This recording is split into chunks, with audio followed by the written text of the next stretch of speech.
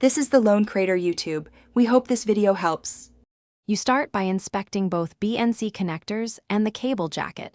This prevents signal loss later. Once done, strip 1/2 inch of outer jacket and fold back braid neatly so the center conductor is exposed. Make sure the center conductor is straight and the dielectric is clean. This ensures a solid contact. If you use a crimp collar, slide it on before seating the connector. Acting now avoids rework and preserves impedance continuity for stable video or RF signals.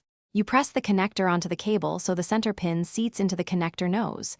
This is critical for impedance match. Once seated, crimp the collar with the correct die or tighten the screw collar to the manufacturer torque. Undercrimping causes intermittent contact, overcrimping deforms the conductor.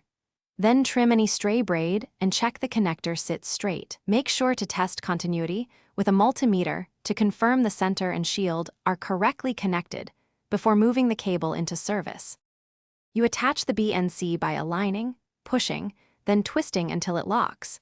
This ensures a snug bayonet fit and stable signal path.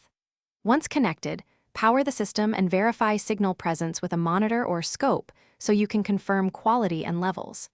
If you see noise or no signal, make sure the center pin isn't shorted to the shield and remeasure continuity.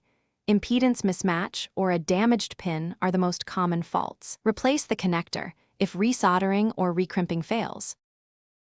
Thanks for watching. Consider subscribing if we helped you.